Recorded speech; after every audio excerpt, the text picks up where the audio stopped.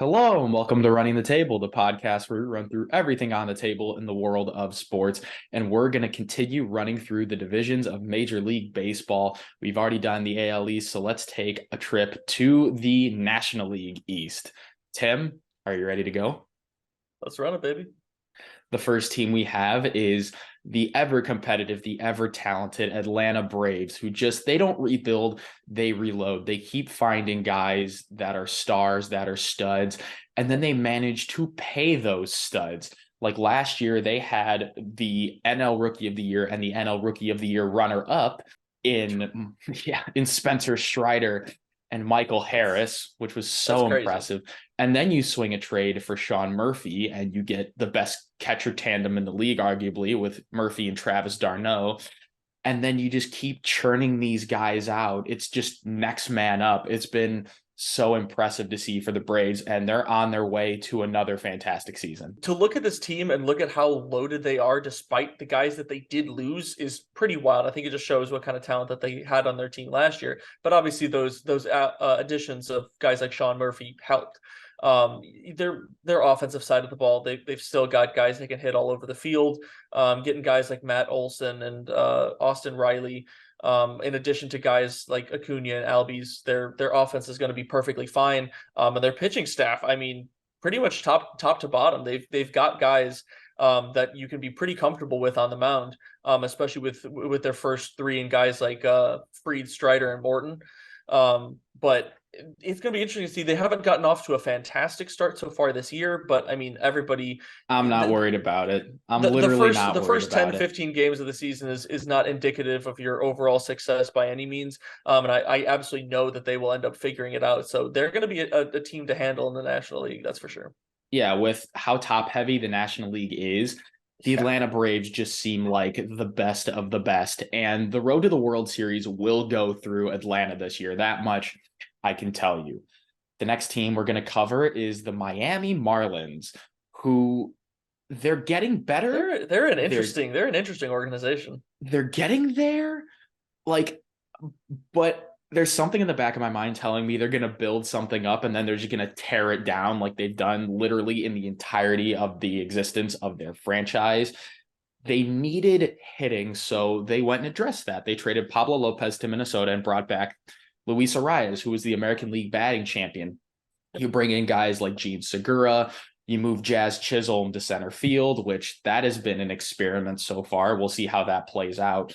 But you keep adding to the hitting while your starting pitching is just an absolute factory. Another team that just turns out They just churn them out every year. Feel like I see another Marlins pitcher that I hadn't heard of before, but is suddenly playing like an all-star.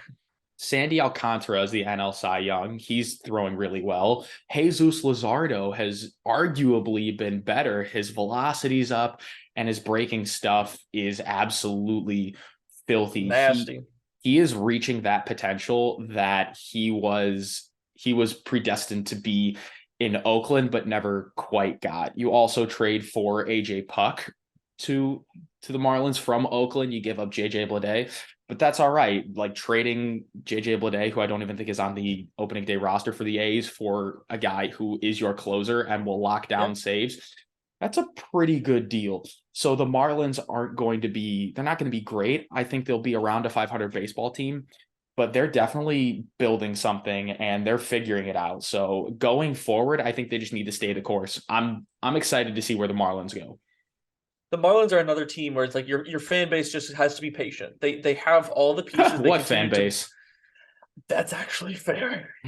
All like 20 of them that show up to games. But no, they are continuing to build Yeah, it sucks individuals that they and don't have that much of a fan base because they're really fun to no. watch. They really Yeah, are a fun team. they are, and they continue to get better and better. They've got a bunch of young talent on that team. They continue to supplement that with different trades. You talked about some of those deals that have worked out pretty well for them so far. All things considered, it's They just also they've just took got to Matt keep. Barnes off our hands. Yay! It's Yes, about and time. yeah, and you know they got the all powerful solution in Johnny Cueto. So they've got Who is there's now a mix of injured. yeah. I mean, he's safe to say he's been around for a while. But no, they've got a lot of talent that they can continue to work on molding and building for the future. But you're right that they're not going to be anything particularly special yet. But they've just got to keep working on that and keeping, trying to figure out where their holes are and either dealing with that in the off season or and see if they can, find some more prospects to pull out of nowhere. Now let's meet the Mets, who Steve Cohen just spends and spends and spends and does not care. He doesn't care about your damn luxury tax. He wants to win. If only he can get over the curse that has been placed on the Mets, because they just seem to have the worst luck. You sign I mean, Edwin Diaz to the some of richest it doesn't contract. necessarily help when you create a nursing home of major league players. That's also true. They like you lose Jacob deGrom, you sign Justin Verlander, who is a hair over 40 years old. Jose Quintana is also getting up there in age. David Robertson is 38. And so they're not exactly a young team, they've but they've got some vets, that's for sure. they're an experienced team and Yeah. they can Well, win. they have a lot of those vets have like a ton of experience and they're still good players, but Like, will Father Time catch up to them? Like Justin Verlander already shelved on the IL. Like I said, Edwin Diaz lost for the year in that WBC accident. So so can the Mets unfortunate. just get over themselves? That's a great question because they've got the talent. Obviously, you talk about what they've spent. They've certainly spent a pretty penny to get here. But they So have much money. well, you look at all the acquisitions they got in this offseason. I mean, they were one of the most active teams this offseason, at least from the things that I saw. As every time I felt like I saw something else about the Mets making a signing or a trading for somebody else. But yeah, it's going to be injuries to those pitchers that's going to kill them. Whether or not they can keep Verlander not only healthy but playing at the high level that he's been able to return to for these past couple of years. I mean, I feel like Quintana has been just a roller coaster over the last 5, 6 years, pretty much ever since he was pretty decent with the Cubs. But then losing Edwin Diaz, I mean, that really can't be emphasized enough of what that does to their relief pitching.